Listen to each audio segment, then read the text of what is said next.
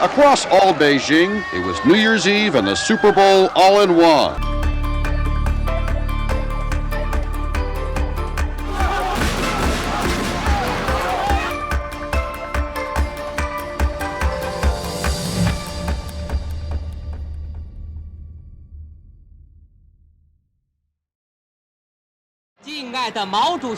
In 1967, at the height of Chairman Mao's Cultural Revolution, Qing Ni was born in Beijing.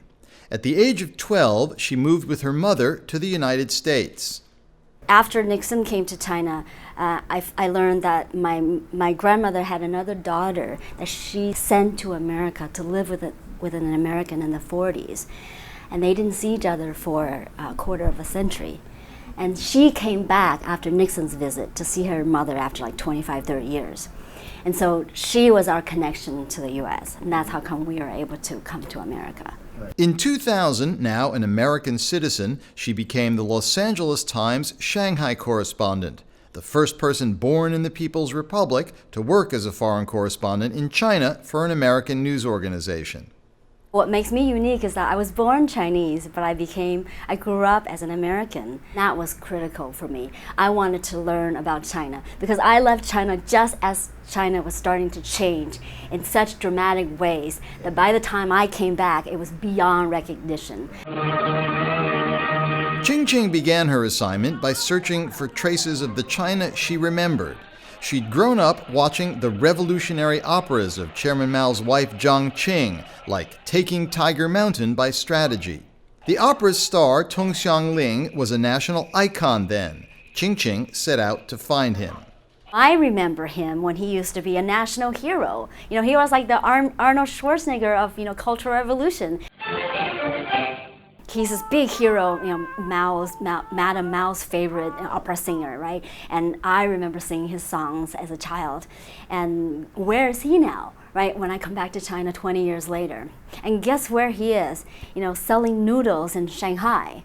He opened his own noodle shop. And is he a very good businessman? No.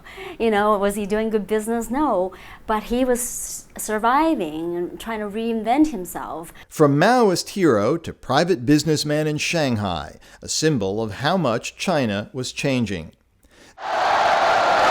That was brought home to the rest of the world when, soon after Qing Ni arrived, in the summer of 2001, Beijing was awarded the right to stage the 2008 Olympics. The decision set off huge celebrations. It was just a dozen years after Tiananmen Square. Philip Pan, who'd been born in the U.S. to immigrant parents from Taiwan and who had then studied Chinese in Beijing, had now joined John Pomfret in the Washington Post Bureau. How far along it had moved was really clear when they won the Olympics, because it was the summer of, it must have been 2001, and the crowds came out, the cops were out there trying to keep them out of the square, and the crowds pushed through, and it was just this huge celebration in the square. I remember it very clearly. It was, firecrackers were going off, people were running around singing communist anthems, and Jiang Zemin came out on the gate of Heavenly Peace and was addressing the crowd. And the contrast was just striking for anyone who would watch what happened in Tiananmen, because it was, the sounds of the firecrackers was basically an echo of the gunfire. Also at Tiananmen Square that night, Hannah Beach, who'd recently moved to China for Time magazine. It was, of course, a moment of huge national triumph.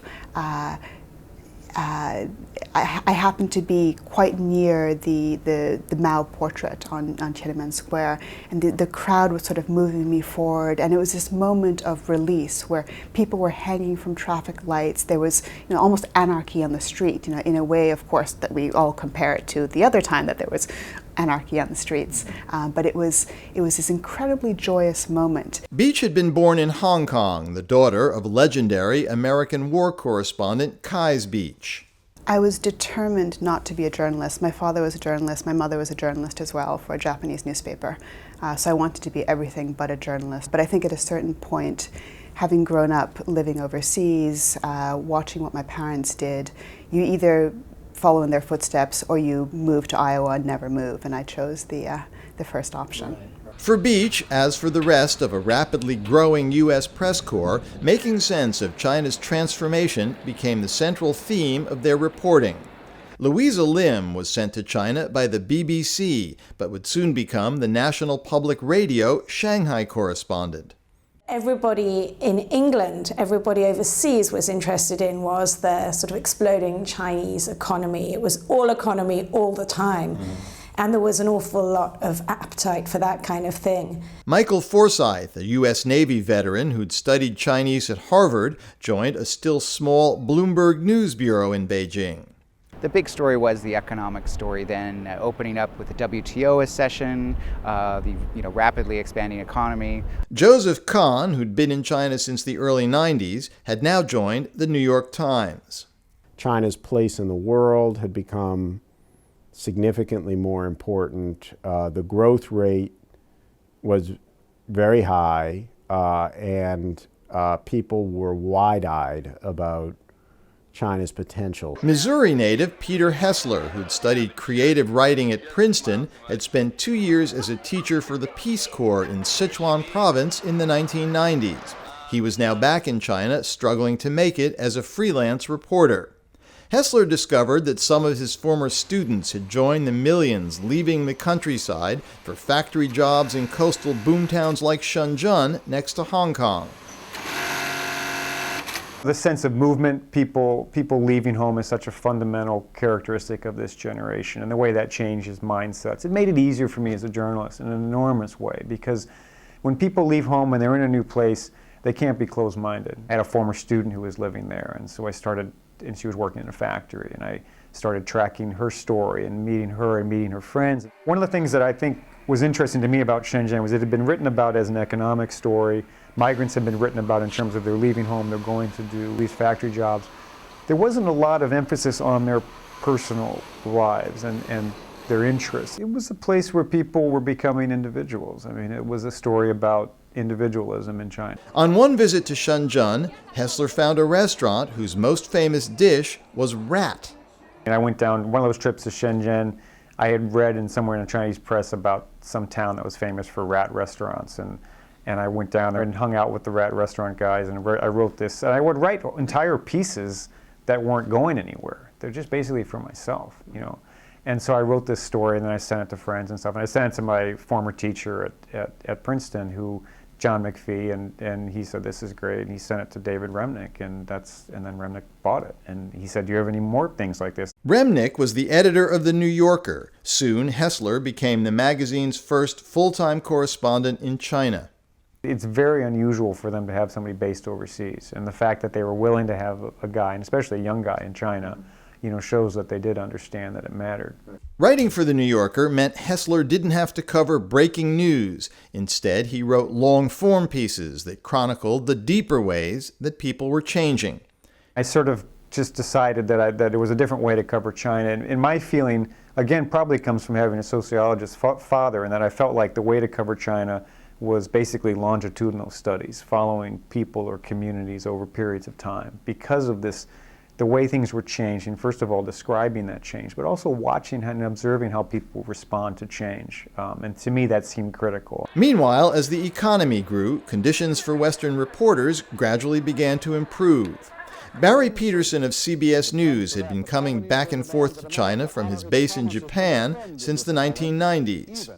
But what I think had escaped our attention until we were able to travel was that a lot of this change, a lot of this progress, a lot of this uplifting of people's lives was happening all over China.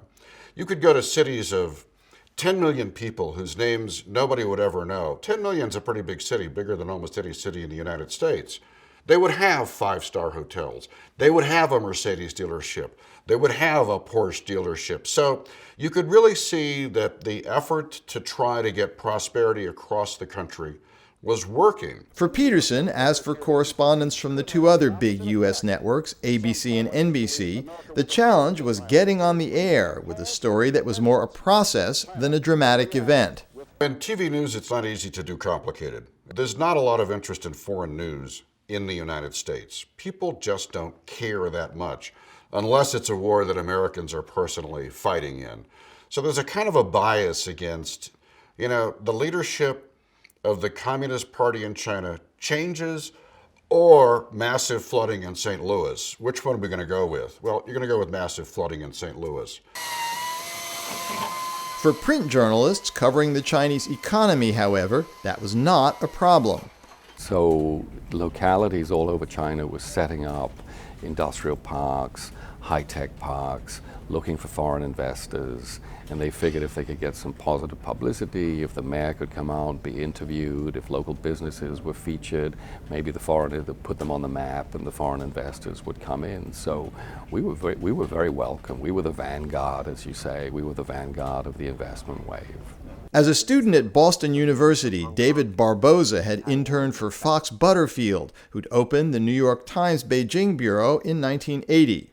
I kind of worshipped Fox for a while there and read all of his works and, studied what he wrote. Now a Times correspondent himself, Barboza followed in Butterfield's footsteps, assigned to Shanghai to cover an economy that was turning into the manufacturing hub for the world. We had a series on the textile trade, and I did a very big story on that. That was my first major story from China, and I spent a couple of months doing that.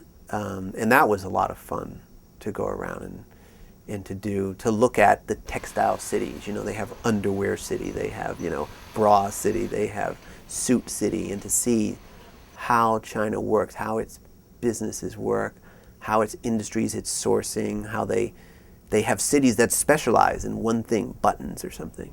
I think I started my story in Sock City, which makes like 8 billion socks a year, which is just incredible. Barboza found the Chinese companies he dealt with surprisingly accessible. Often they're really open. They'll take me around the factory. It's actually, I have an easier time dealing with Chinese companies, except government companies, than with foreign companies.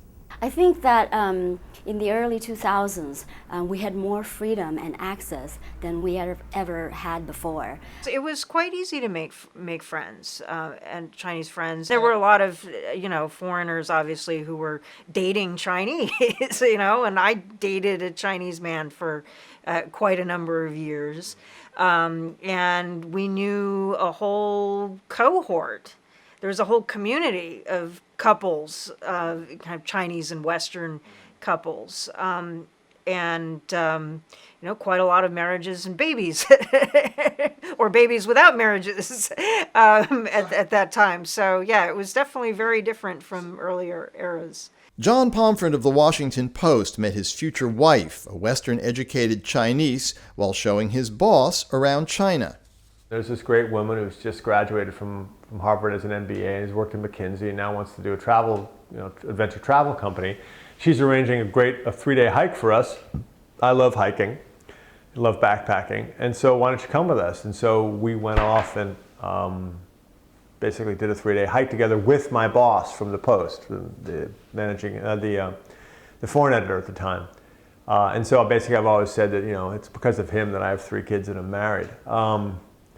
But we got to know each other on the 3-day trip, and then we started writing, and then we became boyfriend and girlfriend, then we got married. The Washington Post was a full-service organization, right? It was my work unit. It introduced me to my bride as well as gave me a steady job. Qing Jingni fell in love with a Chinese man whom she eventually married, but not before the police let him know they were watching. My husband is Chinese, and when I first met my husband, he was taken out to tea.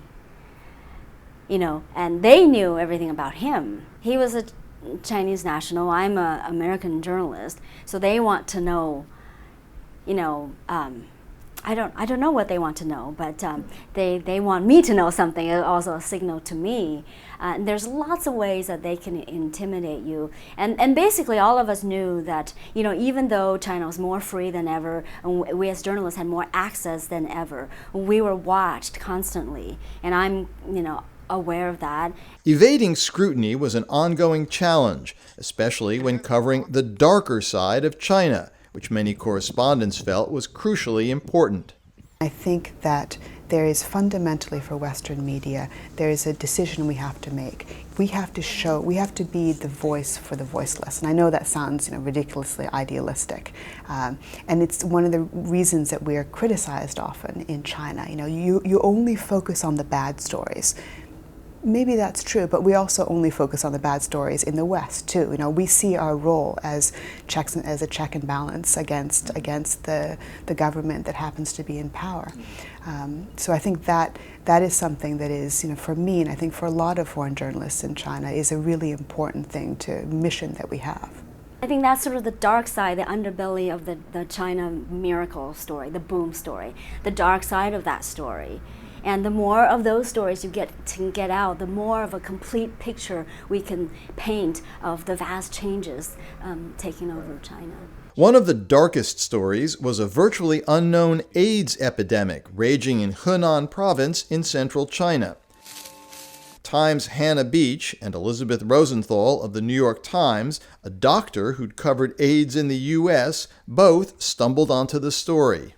I trained in New York during the height of the HIV/AIDS epidemic here, so I knew a lot about it, and I thought, wow, that's weird. Rural China, HIV/AIDS, why would that be there? People had gotten HIV/AIDS not from sexual activity, but from selling their blood. So, you know, they were poor peasants who decided we need to make some money. They went to sell their blood. The needles weren't cleaned, and that's how the AIDS epidemic ended up spreading in Henan. An elderly Chinese doctor in Henan, Gao Yaojie, had been virtually alone in trying to combat the outbreak and spread the word. She became a key source for the reporters who brought the story to international attention. Through one person who knew someone else who knew someone else, I organized a kind of a quick trip to a village.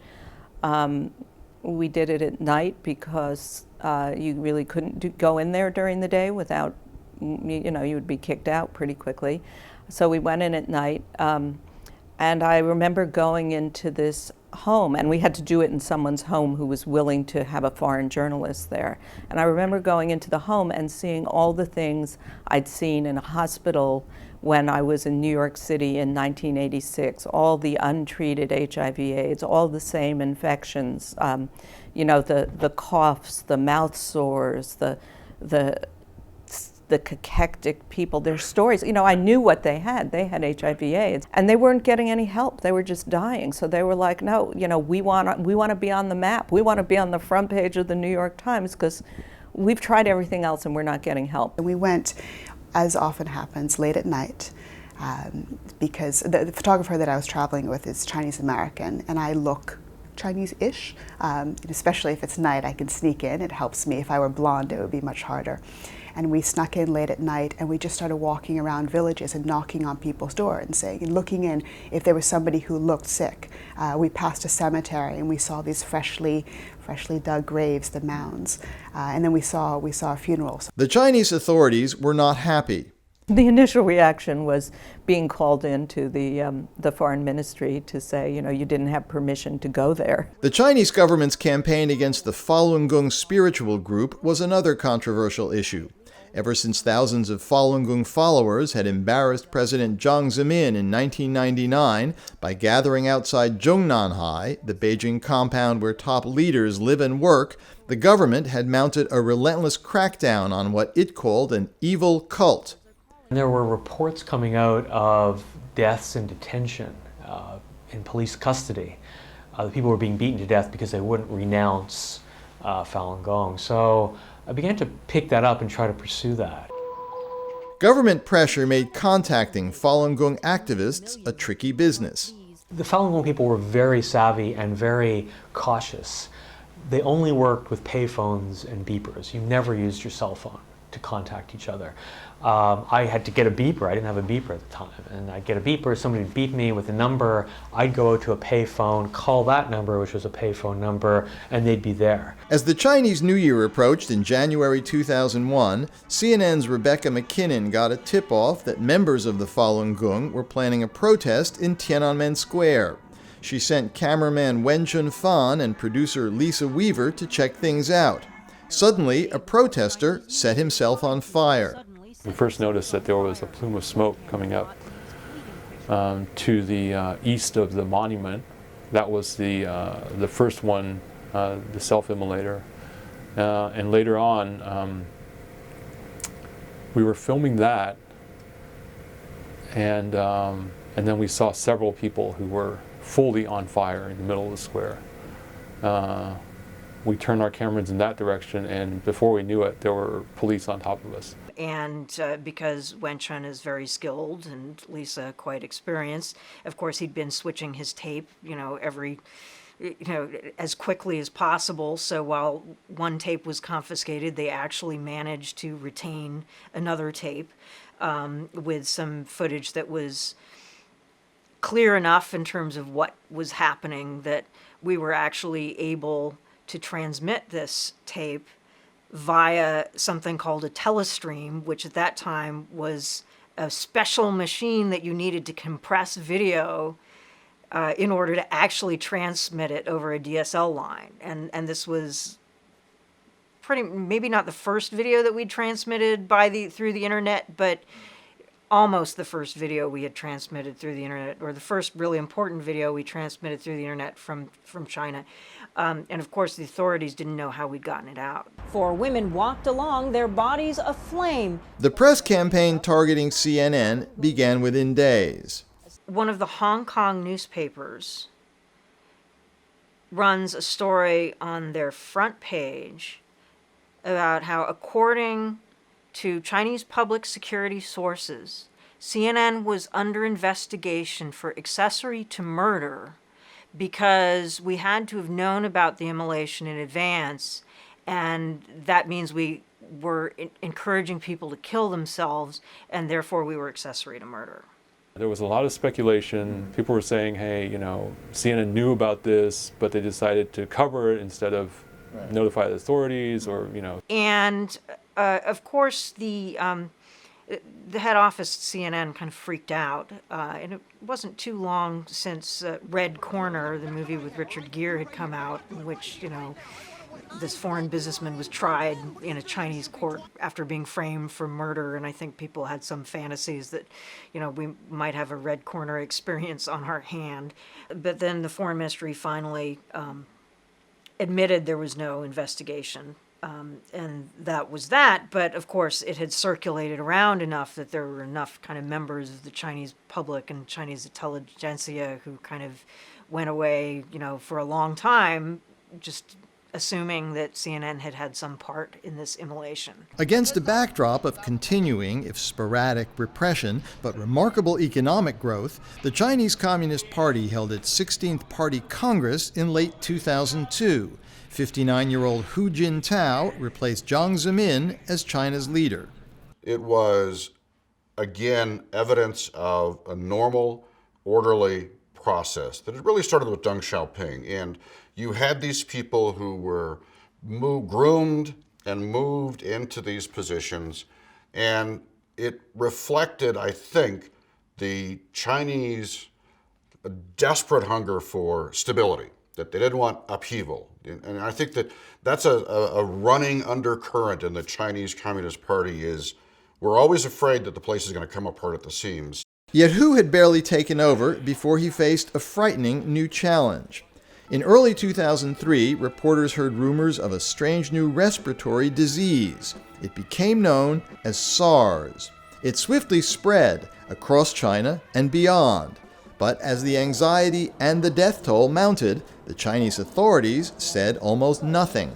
There is a culture of hiding things that is, has a long tradition and has often been state sanctioned. So no one really knew how dangerous this is, how many cases there are. And of course, since I had a medical background, it was my story. It turned out that that lack of transparency about SARS in the early days in China certainly helped that disease spread to many other countries. SARS marked something different for the Chinese because both in Hong Kong and Beijing, there was this effort to say it's not that big a deal. And they started the whole process by not telling people what was going on. And especially in China, if I remember correctly, there was a real effort to quash this. It's not a big deal. It's not a problem. We have it under control. There were SARS cases in Beijing, all over China, in Hong Kong and Singapore, and somehow mysteriously there were supposedly no SARS cases in Shanghai. And so I started going with my assistant to a bunch of hospitals in Shanghai. And at one of the hospitals, there was a WHO group of doctors, including foreign doctors, who were going and looking at x-rays and medical files of some of the people who supposedly didn't have SARS. And I just sort of attached myself to the group. And as we were walking through, there were Public Security Bureau officials, there were cops, there were official people who were looking at us, and they said, "Are you with the WHO group?" I said, "Oh yeah, sure I am." So I stuck with them, and the WHO group, for whatever reason, they sort of allowed me to tag along. Maybe they really thought that I was part of the Shanghai group, I have no idea. But we went in and ended up looking at a bunch of x-rays and medical data, which I took pictures of, that confirmed that some people actually did have SARS who were in Shanghai. And I ended up running a story about that, and shortly thereafter, Time was sued in an American court for having libeled the city by the Shanghai municipal government. The unhappy Shanghai authorities also called Beach to a meeting with an official from the Ministry of State Security, where she had a surprise. He leaned in and said, "Can we talk off the record for a moment?" And I said, "Sure." He said, I want to know, I have a daughter. Should I be sending her to school? Is it safe? Should I evacuate her and my wife to Hong Kong or to overseas? What's going on with SARS? Can you please tell me?" And I realized at that moment that here is a state security official who is depending on a foreign journalist who he's been tasked to criticize to find out what's going on. And it was such a revelatory moment for me. It was only when an elderly army doctor, Zhang Yan-yung, spoke out to the Chinese press and to Time that the government had to admit what was happening. Incredibly powerful. And I think one of the things that you find in this job is that you meet particularly older, brave Chinese who've gone through everything. And they just think, you know what? Screw you, government, screw you, regime, I'm going to do what I want. Afterwards, they admitted that it was a big deal and that they didn't really have it under control. And I think that was a time when the Chinese government had a chance to build trust with its people, and they didn't. And a time to show the world they could be transparent, but they were afraid to. Still, slowly, the government became more open, but the fear only grew. I think everything just shut down and everybody was afraid. An authoritarian system like China, however, had tools to control the outbreak that other societies did not. I spent, it must have been a week, just driving across northern China just to sort of get a sense of what the situation was. There were roadblocks placed at all these villages because their whole strategy was mass mobilization and cutting, sort of make it so people couldn't transmit the disease. And so there were roadblock after roadblock where they were trying to prevent people from going places. South African Jeremy Goldkorn had been living in Beijing since 1995, working for a variety of local English-language publications. SARS forced him to stay at home for much of the spring of 2003. I spent a lot of time online, and I discovered blogs. And initially, because one of the most accurate sources, one of the best sources of information about SARS was a blog called, I think, SARS Watch. And what I liked about it was that the blog linked to a bunch of different sources. Mm-hmm. I was sitting in Beijing listening to the Chinese government denying that there was a problem. So this blog linked to both Chinese government and World Health Organization sources, and also a range of media sources and other corners of the internet where you can find information that were perhaps more difficult to find. And it was an interesting format, and I started to read blogs after that. That sparked an interest in the Chinese internet and led Goldkorn to start his own blog on the subject called danwei.org. The blog and the online videos he produced about life in China, in which he always appeared wearing a construction hat, soon became an invaluable resource for foreign correspondents. As the internet writing scene developed in China, I started writing more and translating more from Chinese blogs and Chinese internet writings. And it just kind of grew from there. I think, because when we started, we were quite unique. There was nobody else doing what we were doing. So we very quickly became well known by people who either live in China and are interested in the media, or scholars and journalists who write about China or research China. Through the internet, Goldkorn and others discovered a whole new, much more freewheeling side of China.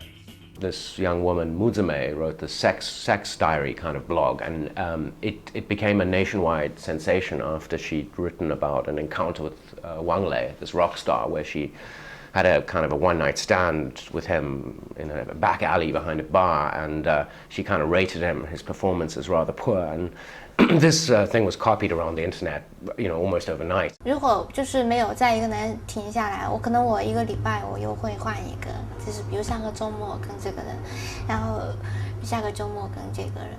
Within a month, every journalist in China knew about blogs, and suddenly blogs were popular here. And between 2004 and 2005-06, there was this wonderful flowering of writing on the Chinese internet by journalists and people who work in culture, writers who just suddenly discovered this uncensored outlet for their writings. For the reporters, the internet provided a remarkable window into Chinese society.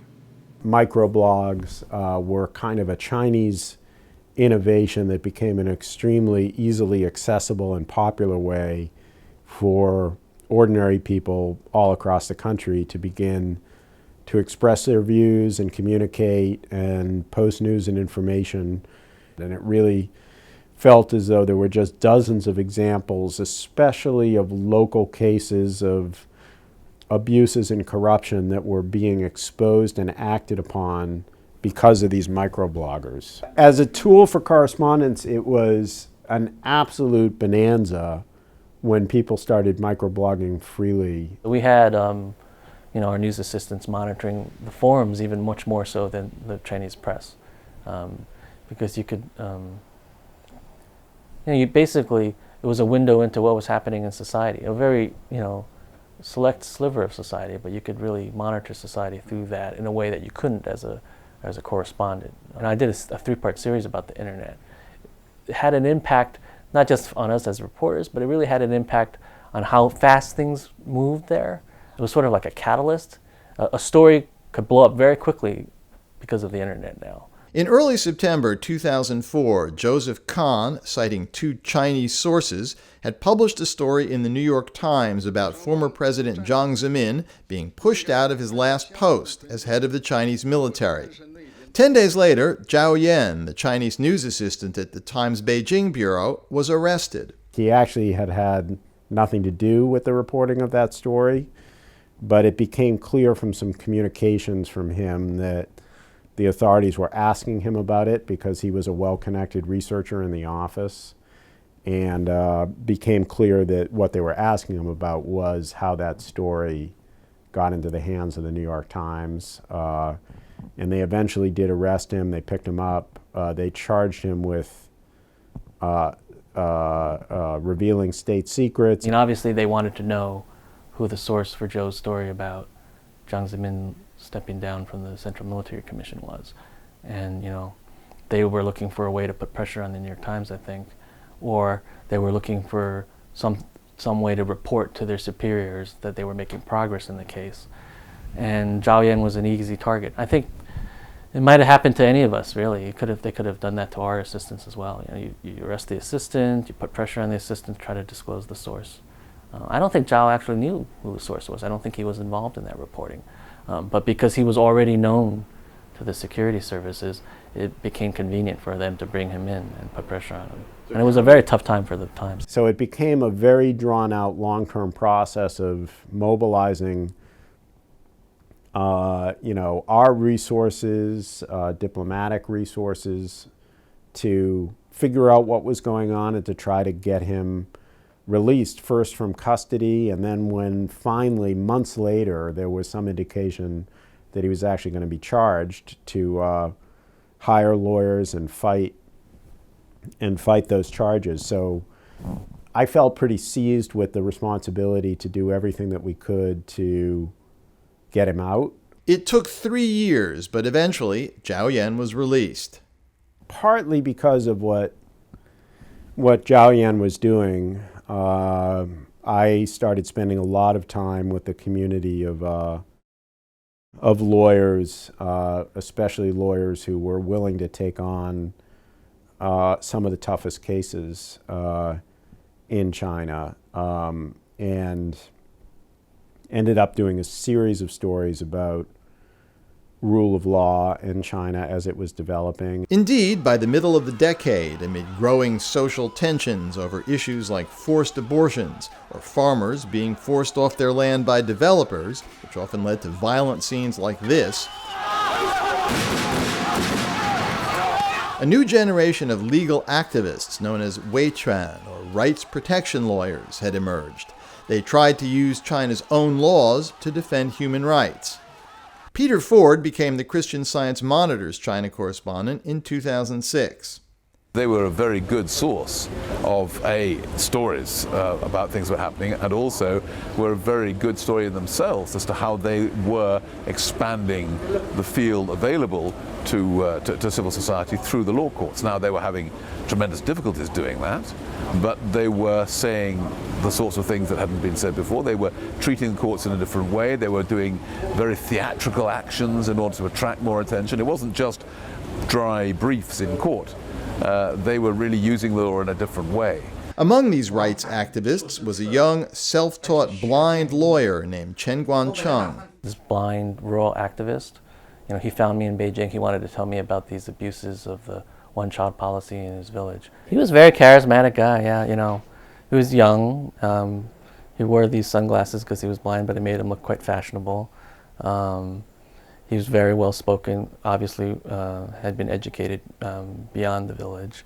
And you knew right away that, he was something special. And I think I was the first Western reporter to, agree to go down there and spend some time with him. And, we published the story. And then other media quickly picked up on it, and it became a big international story. Soon after, Chen was arrested. He gave me some contacts for some women who had recently undergone forced abortions. And we met the last time in Beijing. I waved him off. I said, "I'll see you in a few days." I was going off to Shandong, his home province, to meet with the women. And a few hours later, he was detained, and that began the long stints of jail and house arrest that he was under. So I was the last foreign journalist to meet with him before he was picked up. So the photographer and my assistant and I had a quick confab. We said, we're still going to go. So when we drove out there, we went late at night, and we met with three women who had had forced abortions in the middle of a field near the hometown, and just incredibly personal, wrenching details. The photographer had a tough time because we were in the middle of a field at, I think, 1 in the morning. How do you take photos? And he was very creative, and he ended up turning on the headlights of the car and shining it on these women. And you got that sort of deer in the headlights look, and it was a very powerful photo. The fate of the rights lawyers and other dissidents highlighted what was, for many reporters, the central contradiction in trying to make sense of China. Stan Grant became the CNN China correspondent in 2005. That inconsistency, that hangover of the heavy hand of the communist state versus the opening up of the economy and the increasing personal freedom was really fascinating for a lot of our audiences. That same year, Evan Osnos had arrived in Beijing for the Chicago Tribune after a long stint in the Middle East. You had this slightly schizophrenic story because you could go on one day and write about a dissident who was doing, in many ways, the classic activities of somebody against the full force of the state. And then on Tuesday, you could go and write about the ribbon cutting at the world's largest airport. And trying to put these two side by side in your own head was hard enough. And then trying to put them into the same story was very difficult. The most interesting thing was how the economic development and the changes in terms of the fact that people were leaving home, going away for long periods of time, alienated, relations with their parents, etc. How that created this incredible social change here, sped by the internet and sped by China's globalization and China's being sucked into the global community. And that story for me was the most fascinating one. The fragmenting of communities and families. I mean, just that's the downside of it. In fact, what was going on was also an interior transformation, an inner history, where people's conception of themselves as individuals and in their relationship to the state, that was all in flux. And it was changing just as rapidly and just as dramatically as the physical landscape was. And so the challenge became, how do you capture that? How do you get inside people's lives and inside their stories that way? And you know, one of the ways that I did that was by writing about the rise of religion. That gave you a vocabulary to talk about these kinds of perceptual and really private changes. So one of the things that I was very interested in was the re-emergence, the growing importance of religion in China. So I did this very long series. I took 6 months reporting this series on religion in China. It was almost impossible to get government officials to speak. And I remember for that particular series, we started off by writing letters and asking for permission from the Religious Affairs Bureau, and we asked for the minister in charge and they said no. We asked for the spokesman, they said no. We asked for the deputies, they said no. We asked for the scholars in charge of the institute underneath that administration, they said no. We asked for a spokesman, they said no. China was changing almost beyond recognition, but for the American press corps, in fundamental ways, it remained very much the same.